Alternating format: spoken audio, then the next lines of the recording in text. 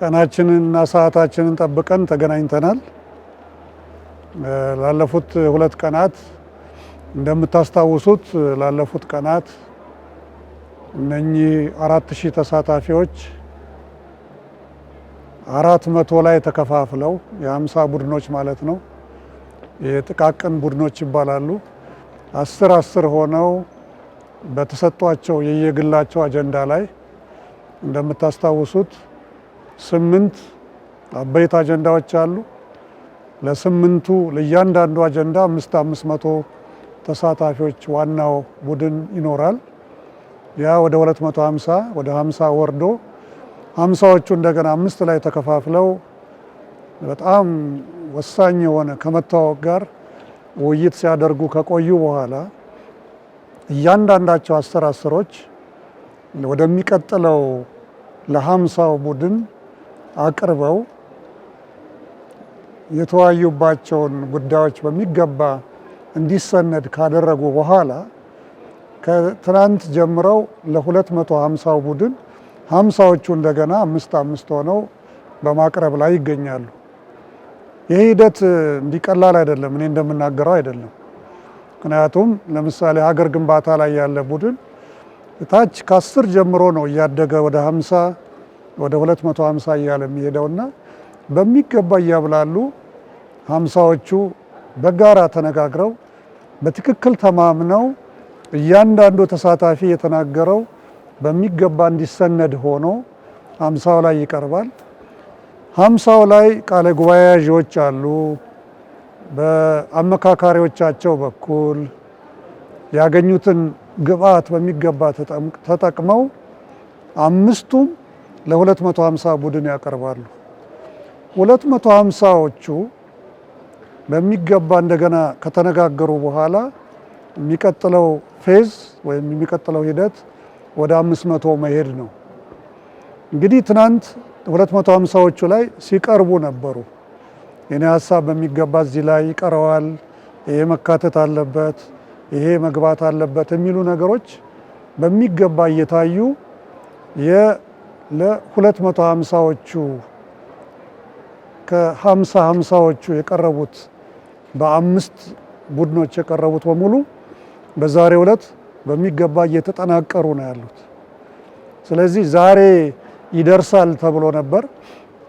ስለዚህ ዛሬ ከሰዓት በኋላ ሙሉ በሙሉ ከተጠናቀቁ በኋላ ነገ ለ250ው 16 ቦታ ላይ ይቀርባሉ። ስለዚህ እንደገና ለመድገም ያህል 10 400 ቦታ 50 80 ቦታ። አሁን የሚቀጥለው ፌዝ ላይ ይሄ 250 የሚባለው ምን ይባላል? ስልታዊ ቡድን ይባላል። ታስታውሱ እንደሆነ ጥቃቅን ቡድን ባለ 10ዎቹ፣ ንዑስ ቡድን ባለ 50ዎቹ። አሁን 250ዎቹ ላይ ሲደርስ ስልታዊ ቡድን ላይ በሚገባ እየቀረቡ የሚብላሉ ይሆናል። እስካሁን የምትሰሟቸው ነገሮች አሉ። ለምሳሌ እንዲህ ተወሰነ፣ የዚህ ጉዳይ እንዲያለቀለት ያለቀ ነገር የለም። ሀሳቦች በሚገባ ቀርበዋል። ሁላቸውም ሀሳቦቻቸውን እያቀረቡ ነው። ስለዚህ አሁን ከዚህ ከዳይቨርጀንት ከሚበታትነን በጣም በርካታ የሆኑ ይዘን የመጣናቸው ሀሳቦች በሙሉ ቀስ እያሉ እየተጠጋጉ ነው። ያው ደጅ እንደምትሰሙት በዚህ ርዕስ ላይ እንዲህ ተብሏል ተብሎ ለእናንተ እንኳን ሲቀርብላችሁ ብዙ መቀራረቦች እንዳሉ ሳታስተውሉ አልቀራችሁም። ስለዚህ እስካሁን የተወሰነ ነገር የለም። ይሄ ቦታ እንደዚህ ተወሰነ፣ እነኚህ ፓርቲዎች እንዲህ ያደረጉ፣ እነኚህ ዝም ብሎ ሀሳቦች፣ ፍላጎቶች፣ ምኞቶች ናቸው እንጂ ወደ ውሳኔ የሚያቀርበው ፌዝ ወይም ምዕራፍ ላይ ገና አልደረስንም። ምክንያቱም ይሄ የ250 ፌዝ ስልታዊ ቡድኖች 250ዎቹ 16ቶቹ እንደገና በእነኚህ አጀንዳዎች ላይ አብላልተው ከጨረሱ በኋላ ምን ያደርጋሉ? ለ500 ቡድናቸው ያቀርባሉ ማለት ነው። 500 ነው እንግዲህ። እሱም ቢሆን መጀመሪያ 500ዎቹ እንደጀመሩ ወደ ስምምነት ይደርሳሉ ማለት ላይሆን ይችላል። አንዳንድ ላይ ያለቀለት ጉዳይ ይዘው ሊቀርቡ ይችላሉ። 500 ላይ በቶሎ ሊወስኑ ይችሉ ይሆናል። አለበለዚያ ግን 500 ላይ ከደረሱ በኋላ እንደገና የሚያብላሏቸው ሀሳቦች ይኖራቸዋል። ስለዚህ ያን ጊዜ ነው እንግዲህ ወደ መሃል ወደ ኮንሰንሰስ የምንለው ወደ መግባባት ምዕራፍ ደረስን የሚባለው እዛ ላይ በምንደርስበት ጊዜ ነው። ስለዚህ ሂደታችን ይህን ይመስላል። እንደ ፈጣሪ ፈቃድ በዚህ ሳምንት የዚህ 250ው ምናልባት እጅግ ግፋ ቢል ወደ ሰኞ አካባቢ የ250ው ምዕራፍ ያልቅና ወደ 500 ልንሸጋገር እንችል ይሆናል ብዬ አስባለሁ። አንዳንድ ጊዜ ነገሮች እኛ እዚህ በቀን እንዳስቀመጥነው ላይ ሄዱ ይችላሉ። ለምን ዛሬ ለምሳሌ ሙሉ ቀን ከባድ ስራ ነው። የነኚህ የ80ዎቹን የ50 ግብአቶችን ማጠናቀር ራሱን የቻለ ስራ ነው። እነኚህ ግብአቶች ደግሞ ከስሩ በሚገባ ካልተሰነዱ አንደኛ ለውሳኔ ላይ እንቅፋት ሊፈጥሩ ይችላሉ። ሁለተኛ ለታሪክም ጭምር። ምክንያቱም እነኚህ የሚሰነዱ ሰነዶች እኮ ለዛሬ ውሳኔያችን ብቻ አይደለም የሚያገለግሉት፣ ለነገ እሳቢያችን ለነገ አቅጣጫችንንም ጭምር የሚጠቁሙ ናቸው። ስለዚህ እነኚህ አርብቶ አደሮች፣ አርሶ አደሮች ከሩቅ ድረስ መጥተው የሚያቀርቧቸው ሀሳቦች፣ ሴቶች፣ አካል ጉዳተኞች፣ እነኚህ ነፍሰ ጡር ሆነው ሆዳቸው ከብዶ የዛሬ 2 ዓመት ሲመረጡ ነፍሰ ጡር አልነበሩ። በቀደም እንደነገርኳችሁ በዚህ ሂደት ላይ ነፍሰ ጡር ሆኑ፣ አሁን እየወለዱ ነው። ተመስገን ነው። ስለዚህ እነኚህ ሁሉ ያመጧቸውን ሀሳቦች በክብር ሊሰነዱላቸው ይገባል። ስለዚህ አንዳንድ አንፎርሲን ወይም ያልታዩ እውነቶች ያጋጥማሉ። በዚህ ምክንያት ነው እንግዲህ አሁን ዛሬ ይህንን ስራ እየተሰራ ነው ያለው። ነገ እንደ እግዚአብሔር ፈቃድ የስልታዊ ቡድን ላይ ስራዎች በሚገባ ይጀምራሉ የምለው በዛ ምክንያት ነው። አንዳንድ ጥያቄዎች አቅርባቸዋል። የተሳታፊዎች ቁጥር ምንድነው ነግረናቸዋል። ባለፈውም ነግሬያቸዋለሁ። ትክክለኛውን እንዲቅጩን ቁጥር በየክፍሉ በሚገቡበት ጊዜ ይመዘገባሉ። የቀን አቴንዳንስ ወይም የቀን ተሳትፎ ይወሰዳል። ይህም ራሱን የቻለ ዶኩሜንት ነው። ይህም ራሱን የቻለ ታሪክ ነው። ምናልባት በአንድ ወይም በሌላ ምክንያት ከስብሰባው ውጭ ያሉ ወገኖች ካሉ ከእንግዲህ ወዲያ ቁጥጥሩ ጠበቅ እያለ ይሄዳል። ቁጥጥር ማለት ምን ማለት ነው? ወደ ውሳኔ እየደረስን ስንሄድ ከመጀመሪያ አብላልተን ያላመጣነውን ሀሳብ ውሳኔዎች ላይ እንጫን ብንል እንቅፋት ይሆናል። ስለዚህ አሁን በዚህ አጋጣሚ በእናንተ በኩል ለተሳታፊዎችም ለሁላችንም በትህትና የማሳስበው አቴንዳንስ መገኘት በጣም አስፈላጊ ነው። ስለዚህ በስራ ሰዓታችን ተገኝተን የስራ ሰዓታችን በሚገባ ተጠቅመን ይህንን ታሪካዊ ሂደት ጥሩ ደረጃ ላይ ማድረስ አለብን ብዬ አምናለሁ። ስለዚህ ተሳታፊዎቹ ቁጥር እስካሁኑም ከ4000 እንዳልበለጠ ነው። ይህ ቁጥር እንግዲህ አንዳንድ ጊዜ ዝቅ የሚልበት ጊዜ አለ። ለምሳሌ ጠዋት ላይ 3800 የመዘገብንበት አለ። ከዛም 3600 ግን በአማካይ ግን 4000 አካባቢ ነው እየዋለለ ያለው። የተለያዩ ባለድርሻ አካላት በውሳኔ አሰጣጥ ላይ በሌሎች አካላት ላይ ተጽዕኖ እንዳያሳድሩ ኮሚሽኑ ምን አይነት አሰራር አዘጋጅቷል ብላቸዋል። ዋናው ትልቁ ዓላማ ትንሽ ቁጥር ያለንም ህዝቦች ወይም ብሔሮች ትልልቅ ቁጥር ካላቸው ብሔሮች ጋር፣ ትንሽ ቁጥር ያለን ማህበረሰብ ክፍሎች ትልልቅ ቁጥር ካላቸው ማህበረሰብ ወገኖቻችን ጋር በእኩልነት እንድንነጋገር ነው ዓላማው እንጂ ብዙዎቻችን ሆነን መተን እጃችንን አውጥተን አሸንፈን እንድንለያይ አይደለም። በቁጥር ትንሽ የሆኑትን ወገኖቻችን ጋር አብረን እኩል ሆነን ወደ መግባባት እንድንደርስ፣ አብረን እኩል ሆነን አሸናፊ ሆነን እንድንወጣ ነው አካሄዱ። ኮንሰንሰስ ማለት መግባባት ማለት ነው። ኮንሰንሰስ ማለት ስለ ሲምፕል ማጆሪቲ ወይም ስለ ትንሽ አብላጫ ድምፅ የተለመደው 50 ሲደመር 1 ማለት በጭራሽ አይደለም። ስለዚህ ኮንሰንሰስ ማለት ቢቻል 100% በሚሆንበት ቦታ ላይ፣ አለበለዚያ ግን ወደ 100 የቀረበ ቁጥር ይዘን እየተግባባን መሄድ መቻል ማለት ነው። ስለዚህ አብዛኛው ስነ ዘዴያችን የሚያመላክተው ወደ መግባባት የምንደርስባቸው ሂደቶች በተቻለ መጠን ወደ 75% ገደማ ሁላችንም እንድንሆን ነው የሚያመላክተው እንጂ ብዙ ቁጥር ያለን ትንሽ ቁጥር ያላቸውን ደፍጥተን እንድንወጣ አይደለም።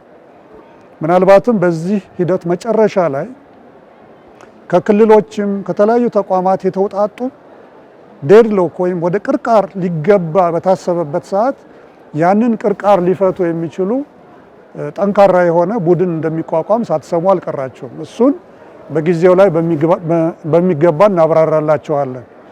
የዓላማው ምንድነው? ትንንሽ ክልሎችም ሆኑ ማህበረሰብ ክፍሎች እንዳይጨፈለቁ ጥበቃ ለማድረግ ነው። የህልውና ጉዳይ በሚነካቸው ጊዜ አነስ ያሉ የማህበረሰብ ክፍሎች ክልሎችንም ጨምሮ እነሱንም አብረን ይዘን እንድንሄድ ለማስቻል ነው ስነ ዘዴው ላይ በትክክል የታየው። የክልል ተወካዮች ጉባኤ ያላችሁት ነው።